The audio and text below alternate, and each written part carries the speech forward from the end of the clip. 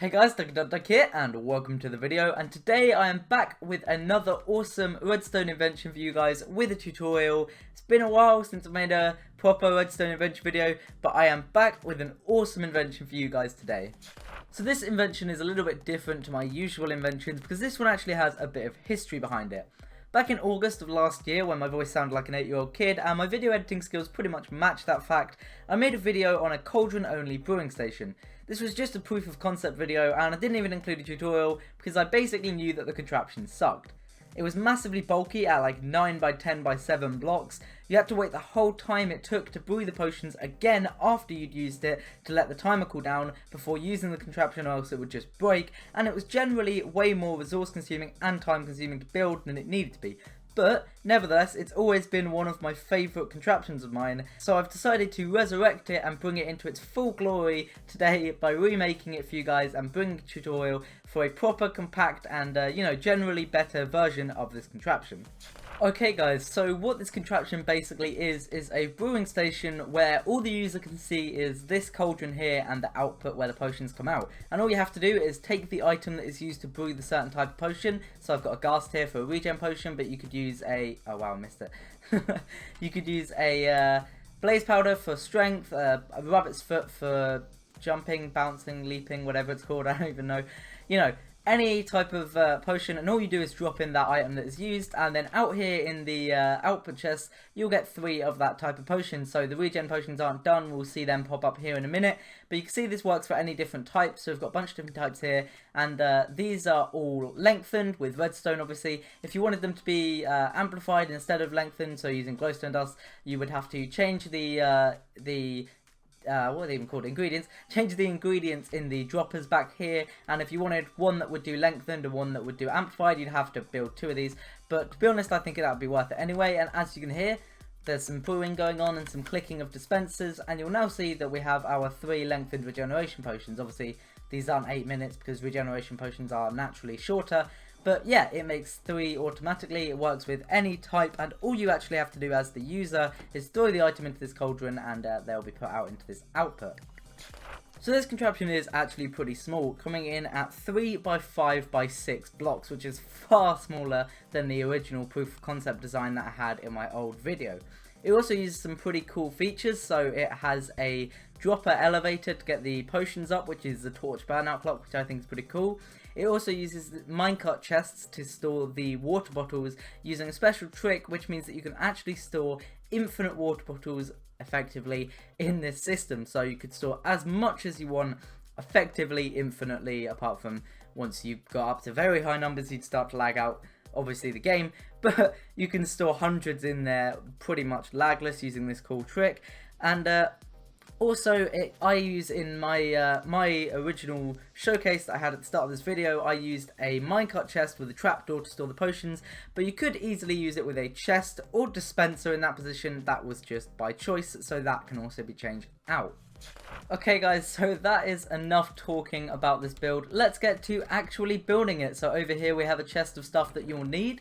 So this is what you'll need for this build. You'll need 6 redstone repeaters, 2 redstone comparators, 4 redstone torches, 4 redstone dust, 6 droppers, 8 hoppers, 1 brewing stand, 1 cauldron, and 1 bucket of water to fill the cauldron up.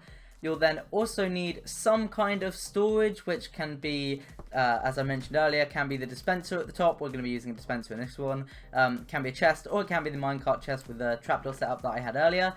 You will also need 2 rails. You'll get these back afterwards. They're just used for setting up the minecarts. You'll then also need a few minecart chests. You can use just one if you only want to store 27 bottles, but you can use more and do the trick with, the infinite water bottles, depending on how much you want to store. And then you want a bunch of water bottles. Quick side note, something I forgot here is that you will also need a bunch of nether warts and a bunch of either redstone or glowstone, depending on whether you want your potions to be lengthened or amplified. You'll need up to 9 stacks of them. 9 stacks is the maximum, but if you can't afford that at the moment, obviously just put some in and then restock it when you need to. And you're also going to need some building blocks. So let's break this chest and get all the items, and here is actually the area you'll need to build this. So you need to dig down 3 blocks in a 3x6 area like this, and this yellow line here is where your wall will be, and this grey block here is where the cauldron will be. So if we just flick the lever, you can see this is what it should look like. You've got 3 blocks behind your wall, and then your floor here, and obviously this block is where the cauldron will be. Let's get rid of that again, and let's get started on building. So actually the first thing we're going to do is the hoppers and the droppers, just to get the shell up. So we are going to put our cauldron in place here, and then underneath the cauldron you will need a hopper facing into another hopper like this. You'll then need the brewing stand itself standing here. You will need a hopper going into the side of this, then into that, and then one up from there. And you will also need a hopper going into the back of this brewing stand like that. And that is actually all you're going to need for this first step. So for step 2, we're going to be doing the droppers that add in the other ingredients for the potions. So you're going to need to get 2 droppers here. Those are kind of hard to do, as you can see, facing into these 2 hoppers here, and you're going to fill them up. The top one gets filled up with your nether wart, and the bottom one gets filled up with your redstone. We're then going to take a comparator output out of this hopper here, which goes into a block, which goes into a redstone torch, block above that, and redstone torch at the back here. That's going to activate both of these, and as you can see, that didn't quite work, but that will actually give you 1 nether wart and 1 redstone. Just because of the way I placed it, it gave us 2 of each there. So for the next step, it's really simple. We just need to put a block on the side of this redstone torch here with some redstone dust on top, 2 blocks coming off it like this, and a block next to this hopper here, and 2 redstone repeaters on 4 ticks. That will shut off this hopper so that the items can't go through until they're all in the hopper, ready to actually go through when they're needed. So this next step is kind of the weird and kind of the hardest step, I'd say, in the whole build, and this is where we're going to be putting our water bottles and minecart chests in. So we're actually going to bring the wall back in for this one, just because it helps visualize it, how it will actually be for you guys when you build it. And what we're going to do is put a block above this this comparator here, and we're going to put a rail and make sure it's facing this way, and then we're going to put 2 blocks up on one side and 3 blocks up on the other, and we're going to put another rail here, and once again make sure it's facing the right way. Might be easier to do it this way if your rails are facing the way they were for me. And then what we're going to do is put a minecart chest up on here, fill it up with bottles, which will take a while, so I'm just going to put a few in here. You'll obviously fill that up and push it in, and it will snap down onto that rail like that. Then you're going to put your next minecart chest in, fill it up again. Obviously I won't do all of them, I'll just do 6 in here, but you would fill these up, and then you keep doing that with as many bottles as you can, or as many bottles as you have handy and available to you, and you'll put them all down, and they will all now be sitting on this rail. Now you can take out this section, try not to let it fall into the hopper like I just did, because you're going to start messing things up like I just did. So if you did that, take some stuff out, and you now have these minecart chests sitting here all on 1 block. So what you want to do is block up these 2 blocks here so that they can fall through quite easily, and then you're going to drop this down here, and hopefully it doesn't fly out everywhere. Hopefully you have your minecart chest all sitting here filled with the bottles just on top of the hopper that is underneath the comparator. And yeah, it gets a little bit complex here, you can see, with all that stuff, but once you've taken out all that scaffolding and you've taken out the wall again, you've actually got our minecart chests here in place with pretty much as many bottles as we need ready to go into the system, and as you can see, these should already start filling up. Okay guys, so now that we've got the weird kind of difficult step out of the way, we're on to the more easy section. So we're actually going to be coming underneath the build, so I've cleared out some space around it so I can see what I'm doing better, and we're going to do 2 droppers like this facing into each other, and you should hear 1 click when you place it, because this one should be just underneath, well, 2 blocks underneath this redstone torch, and that redstone torch will actually activate this. This will then create for us a T flip-flop, which can only be, you know, reset when this dropper's powered, and we're going to put a comparator coming out of this dropper with a block of iron and well, you know, whatever your building block is, redstone on top, and a redstone torch here. We can now actually grab our last 2 hoppers, and we can place them going into here from underneath, because these are now locked out, so they won't just suck all the bottles through the system, which is kind of nice. These will only let 3 bottles through when it is ready to be done.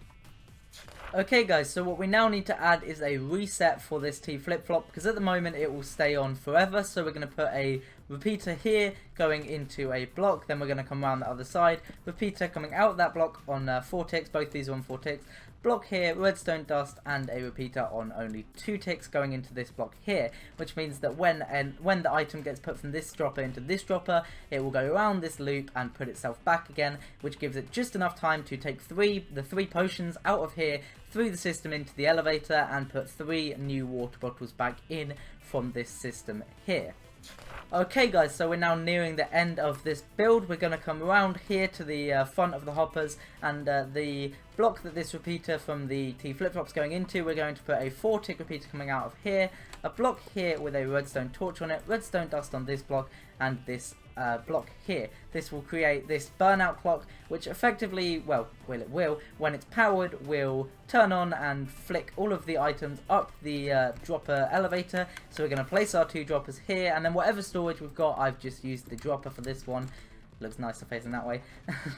Place that on the top for our potions to go into. Now we're just going to bring the wall back in here, fill in the rest of this floor here, and obviously finishing touch, just put the water in that dropper. Now if you are in 1.9 or 1.10, you're actually going to need some blaze powder to power this brewing stand. I didn't mention that earlier because, you know, that's kind of self-explanatory.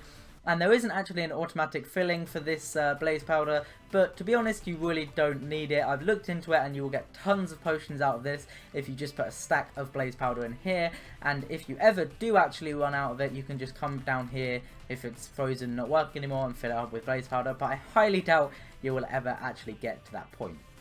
Okay guys, so I hope you have enjoyed this video, this redstone contraption and the tutorial. It is a little bit of a complex one, as you can see, but it's really small, really resource efficient, I think, and I'm just generally really pleased with it, seeing as this was already one of my favourite inventions and I've now made it about 50 times better. So I hope you feel the same way. If you did enjoy this video, leave a like, leave a comment and subscribe if you're not already. Thanks for watching, and goodbye.